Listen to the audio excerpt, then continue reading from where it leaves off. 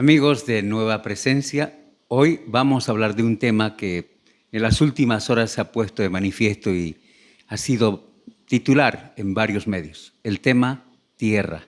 Sí, y para ello hemos invitado en esta oportunidad a un hombre de mucha experiencia, el doctor Alcides Vadillo, que es director del Oriente Boliviano para Fundación Tierra, pero es parte del equipo que elaboró la ley que está en vigencia, la ley INRA, que el próximo 15 de octubre va a cumplir 30 años de vigencia. Recuerden que esta norma surgió como una solución a la vieja ley de reforma agraria, que se fusionó al final, había el Instituto Nacional de Reforma Agraria y había la misma reforma agraria antes. Con esto, la pregunta es si se ha resuelto. Damos la bienvenida al doctor. ¿Cómo está? Gracias por acompañarnos. ¿Cómo le va? Muy buenos días, Marcelo. Un gusto poder compartir con ustedes. Y sin duda es importante recordar, son 30 años de vigencia de la ley INRA. Y sin duda que también 30 años en los que ha tenido luces y sombras.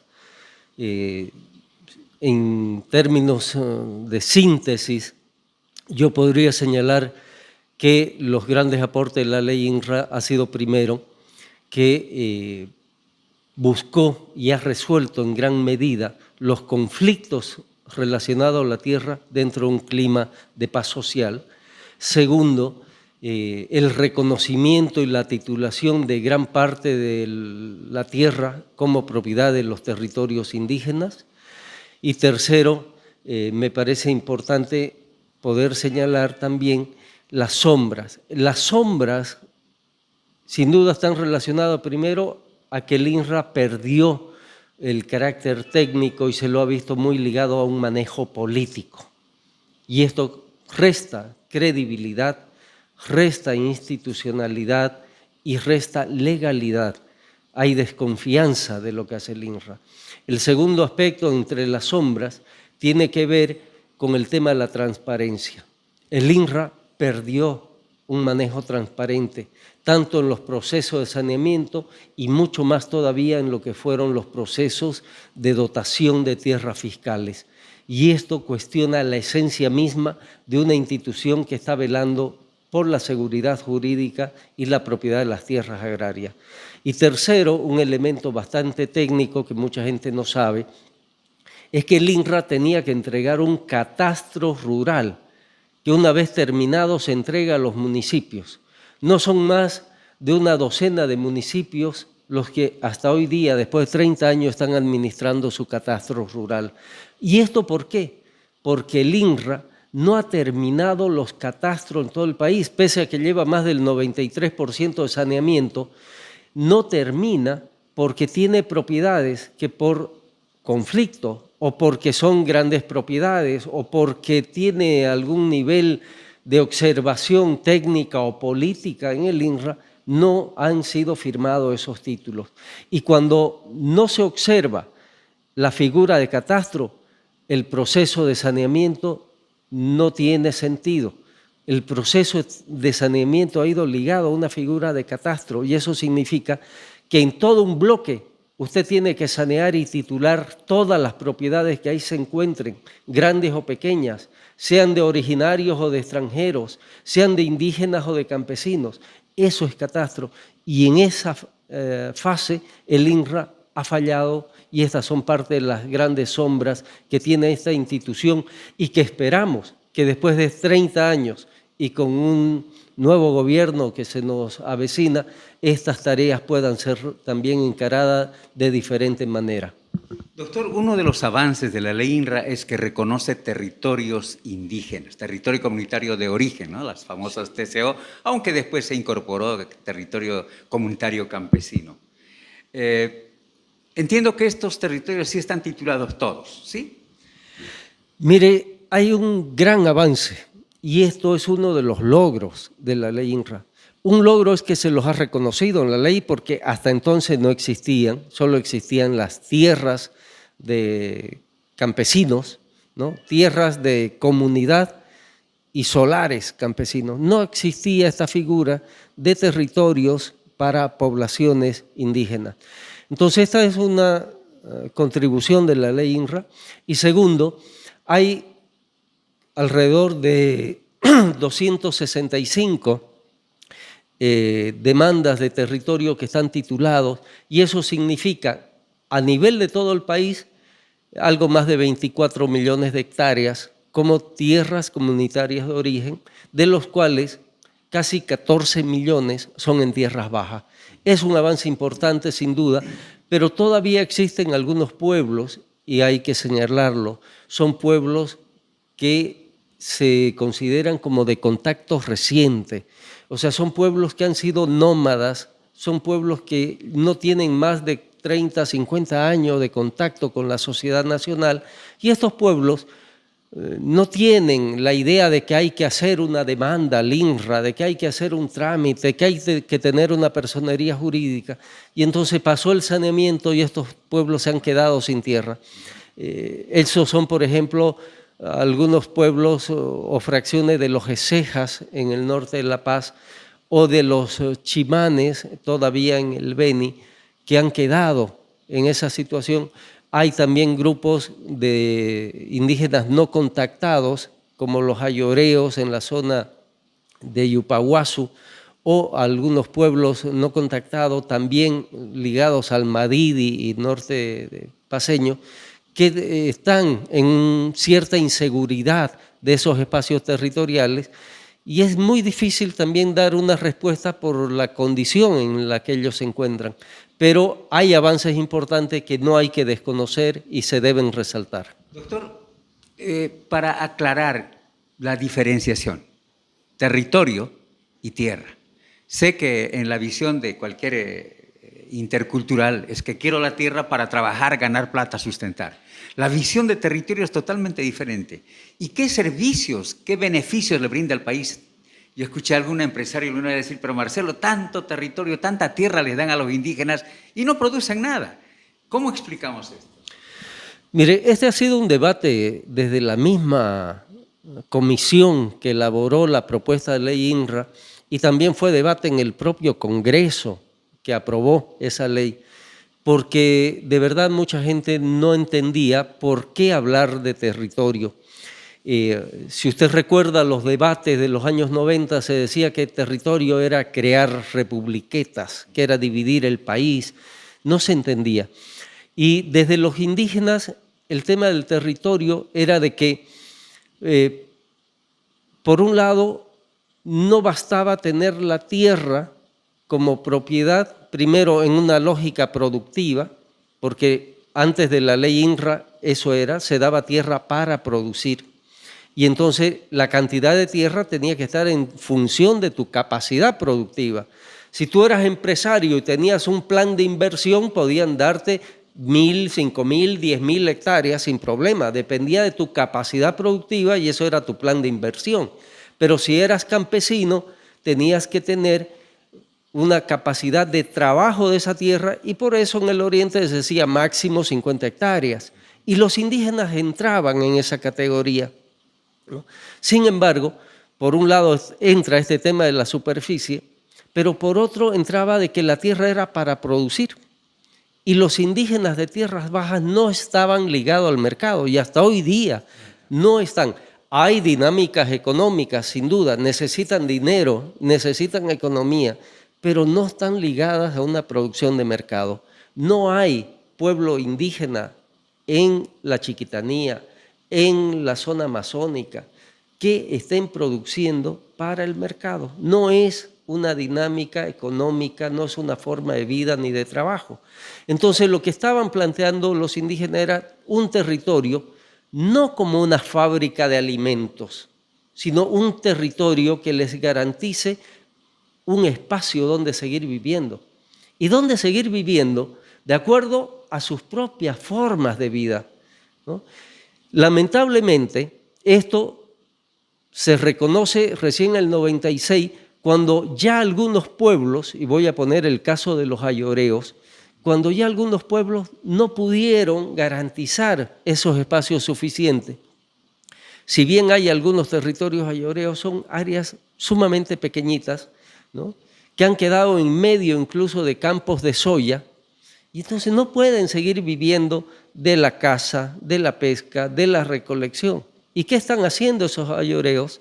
Han terminado alquilando esos pequeños pedazos de sus territorios, ¿no?, a productores, y ellos se vienen a seguir sus tareas de recolección, pero en la ciudad, ¿no? Porque es lo que saben, no tienen la disciplina que lleva ni la forma de vida que significa la agricultura, de limpiar el terreno, prepararlo, sembrar y esperar 6, 8 meses una cosecha.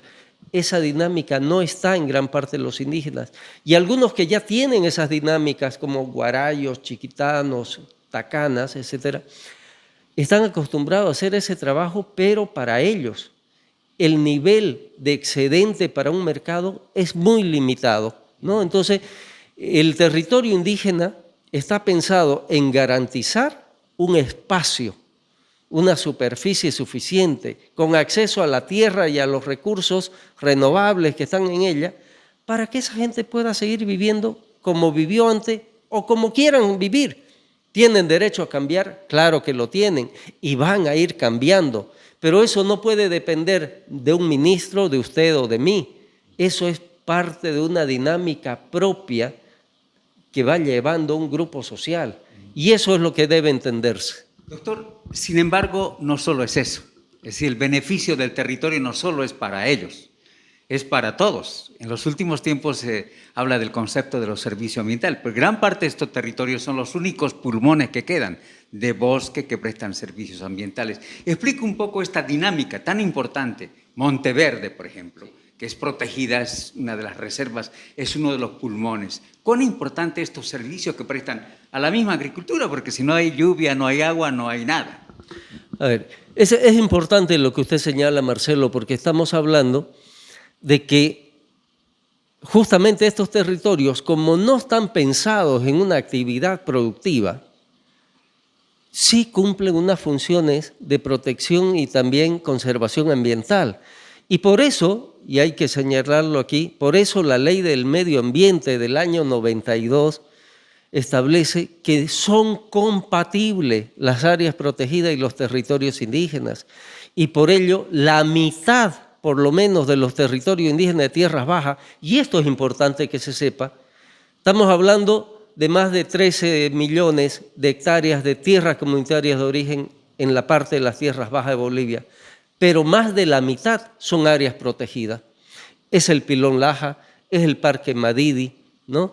Es el Parque Isiboro Sécore, ¿no? O sea, hay una gran parte de territorios indígenas que están sobrepuestos con áreas protegidas. ¿Por qué? Porque la lógica es, no son población que va a ir a destruir, no es población que va a ir a convertir eso en tremendos campos de cultivos ni de soya ni de coca, ¿no? O sea, sí trabajan y generan lo que necesitan para su propia subsistencia, pero no están produciendo para el mercado. Y esto hace que sea compatible con áreas protegidas. Y por eso también el mundo ambientalista, tanto nacional como gente de fuera, ha aportado y ha apoyado y han sido los aliados permanentes de este movimiento indígena porque esos territorios están cumpliendo funciones ambientales.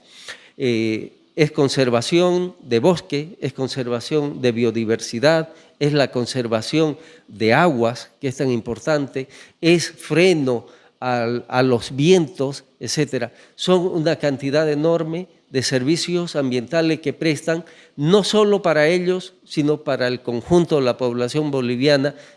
Y en el tema ambiental no hay fronteras. Doctor, el tema de los conflictos sociales. Usted ha dicho que hay sombras en la ley INRA, pero más por su incumplimiento, por su aplicación, que por la misma norma. Ayer hemos vivido en Montero, cerca de Montero, unos kilómetros, un drama que se ha repetido en estos últimos años. O es en Guarayos, o es en San Julián, o es en el norte cruceño. ¿Qué está pasando? ¿Son sin tierra los que demandan, los que se movilizan? Porque esto nació, recuerden, en el Brasil. apareció en Bolivia después del ascenso de Evo Morales, después en la gestión del MAS, y se ha multiplicado hoy. Pero no solo quedan en la demanda, sino en los hechos, la acción violenta, hay gente que ha muerto, han sido secuestrados. ¿Qué ha pasado? ¿Cómo lee este hecho en el marco de, usted decía, uno de los méritos de la ley INRA ha sido evitar violencia como ocurrió en otros países, ¿no es cierto? A título de reforma agraria hubiera enfrentaciones, desestabilizó. ¿Qué ha pasado? Mire, yo creo que la pregunta ¿hay sin tierras? Es muy relativo. Primero, hay que señalar de que la tierra no alcanza para repartirlas a todos, ¿no? Si tendríamos que repartir 109 millones de hectáreas de tierra rural entre 11 millones de bolivianos, pues está claro que no nos alcanza ni de a 9 hectáreas, ¿no? Pero no es esa la lógica y no tiene que ser. El tema es que la tierra no alcanza para todos y por eso es que la tierra tiene que estar en función, primero, de los que ya tienen ese derecho propietario y debe respetarse y debe protegerse. Y segundo, si hay grupos sociales que necesitan, porque son del mundo rural, porque son del campo, y en eso particularmente hablamos de poblaciones indígenas, pero también campesinas que no tienen condiciones para migrar hacia las ciudades en busca de empleos, debe el Estado buscar garantizar esos espacios de tierra suficientes para que esta gente pueda seguir llevando su vida adelante, puedan sobrevivir. Lo que tenemos aquí es que se han creado movimientos sin tierras que no son de campesinos. Hay movimientos sin tierras que la denominación de sin tierra surge el 2001, 2002, ¿no? y surge muy fuerte en el Chaco con enfrentamientos y con muertos, y a partir de ahí florecieron movimientos sin tierras por todo el país, con dos elementos que lo impulsaban. Primero, un elemento político, cuestionar la propiedad, cuestionar la legalidad, cuestionar la institucionalidad agraria, y con ello generar un tema de conflicto, conflictividad política con el tema de tierra. Pero el otro elemento era el interés también de acceder a tierras que tienen valor económico. Entonces, estos movimientos sin tierra se generaron comienzo del 2000 con esa finalidad.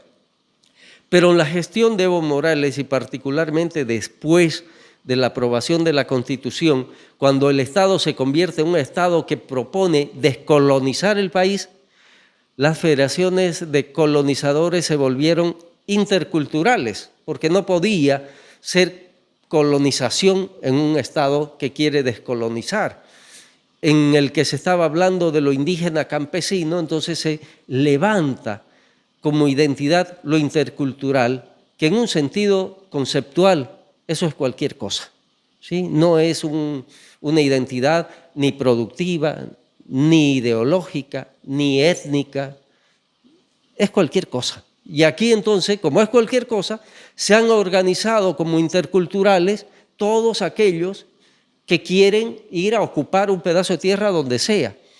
Y estos interculturales que vienen de la Constitución para acá, del 2009 para acá, son organizaciones que no son necesariamente de campesinos. Podrán haber tenido sus padres, sus abuelos que eran campesinos, pero estamos hablando aquí de poblaciones básicamente urbanas, de Santa Cruz, de Montero, de Yapacaní, del Torno, ¿no? de ciudades intermedias que por razones económicas se adscriben y forman comunidades de interculturales con la promesa de tener tierra. Y en eso también, trabajo que hemos hecho nosotros en Fundación Tierra, demuestran de que estas comunidades, en un 100%, para que el INRA les dé tierra, necesitaban el aval del Comité del Pacto de Unidad. Y el Pacto de Unidad fue identificado como el alto mando del MAS. Entonces, esto significa de que aquí se entregó tierra durante toda la gestión, desde el 2010 hacia acá, con un criterio eminentemente político para la militancia del partido de gobierno con dos intenciones. Primero, es un bono, es una forma de prebenda para la militancia, pero segundo, es una forma de ocupación política del espacio territorial en una dirección de ir cambiando el mapa electoral de una región. ¿Y lo han logrado? Han logrado mucho de ello, sin duda, han logrado asentar gente en muchos lugares, han logrado impactos políticos en muchas zonas, pero también han logrado despertar una resistencia que si esto no se logra en algún momento buscar resolver, siempre vivimos al filo de enfrentamientos sociales, porque lo que usted me señalaba en Montero, fíjese que qué rápido pasa un conflicto particular de una persona con un avasallador que ya no es uno, es un grupo, pero qué rápido pasa de ser el conflicto de un particular a ser el conflicto de grupos sociales. Y esta es una dinámica que puede ser muy peligrosa en el tiempo si esto no generamos mecanismos para poder resolverlo. Y uno de estos mecanismos, y ahí hay que decirlo, fue lo que la propia ley INRA creó como la Comisión Agraria. Porque es ahí, este es el espacio de debate, este es el espacio de buscar acuerdos, de buscar consenso. Lamentablemente, no han tenido la voluntad de dejar que funcione esta comisión. Y cuando digo no han tenido la voluntad, lo digo básicamente de parte del INRA, que no ha querido que funcione la Comisión Agraria. No funcionó desde que el MAS asumió el poder, porque antes un tiempo funcionó. Exactamente. Primero, antes del MAS funcionó la Comisión Agraria, se tuvo importantes reuniones, muchas de ellas conflictivas, por supuesto, pero ese es el espíritu, ahí es donde se debe discutir y no a golpes en un campo, ¿no? Y desde que subió el MAS, primero, con la ley de reconducción comunitaria, cambiaron la composición buscando que sean más los representantes del pacto de unidad frente al sector empresarial. Y segundo, cuando eso también le quitaba poder de decisión al ministro o al director del INRA, finalmente decidieron, no hay para qué, ¿no? Solo se reúnen ellos como pacto de unidad y deciden. Y entonces ellos han puesto directores del INRA, ellos han sacado, no necesitaban una comisión agraria, y entonces también eso ha ido generando una resistencia de todos aquellos que no se sienten incorporados, o peor aún, que se sienten amenazados. Doctor, el tema es la violencia. Es decir, ya hay armas, hay caso concreto. Se ha descubierto que hay gente que está vinculada a diputados, a parlamentarios, que tienen varios procesos que nunca se los detiene, que se reúnen con el ministro de Gobierno. Y eso ha generado, ayer estaba revisando por lo menos 10 instituciones, Unagro, Aguaí, que es una empresa azucarera, Guavirá, todas se han pronunciado en contra de esta forma, de este modus operandi. Porque son tierras productivas, la zona donde invaden generalmente, son tierras que están produciendo, que cumplen una función económica y social. No sé, eso tendría que determinarse, que también hay que discutirlo, pero que afectan a la economía, que ponen en peligro, en riesgo la paz social y fundamentalmente arriesgan la producción. ¿Cómo ve esta forma? ¿Y qué debe hacer el nuevo gobierno ante esta dura realidad que usted nos ha explicado? Mire, yo creo que hay varios temas ahí pendientes. El primero es de que no es argumento válido decir que una propiedad no está cumpliendo la función económica social para invadirla. Segundo, no es argumento válido decir que una propiedad está en trámites o está en conflicto para invadirla. O sea, pongámonos de acuerdo. ¿Queremos legalidad? ¿Queremos respetar institucionalidad? Pues acudamos a eso. Si una propiedad no cumple su función económica social, hay mecanismos legales para cuestionarla, para demandarla, para pedir reversión, para pedir verificación de la FES. Eso es lo que corresponde y presionemos a esos mecanismos institucionales. Cuando el Estado deja de ser el que administra la justicia y cada uno comienza a administrarla por su cuenta, entonces vamos al desastre. Entonces, aquí no podemos pretender ni hacer justicia por mano propia, en ningún caso, y tampoco en los temas de tierra, ¿no? O sea, creemos que hay una institucionalidad. Si está fallando esa institucionalidad, corrijámosla, cambiémosla, modifiquémosla. ¿Funciona el INRA o no funciona?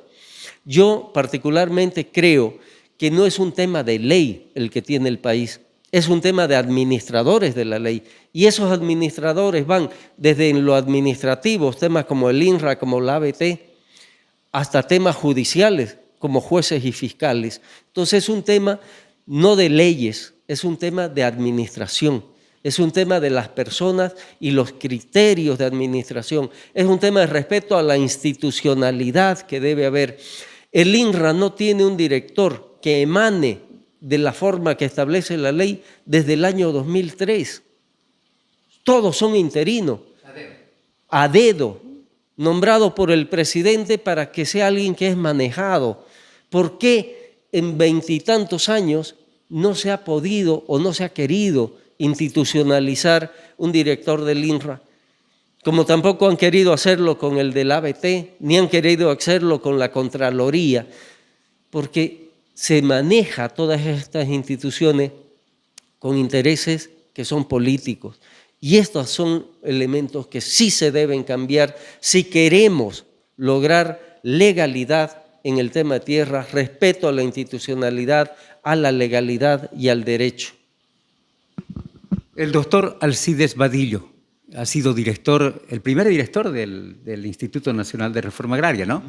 No, el primer director institucionalizado fue René Salomón, que también es de Santa Cruz, y fue el único. Yo fui uno de los directores interinos, que estuve poco más de un año, y por eso también lo digo, se necesita institucionalizar el INRA, no puede continuar con interinatos.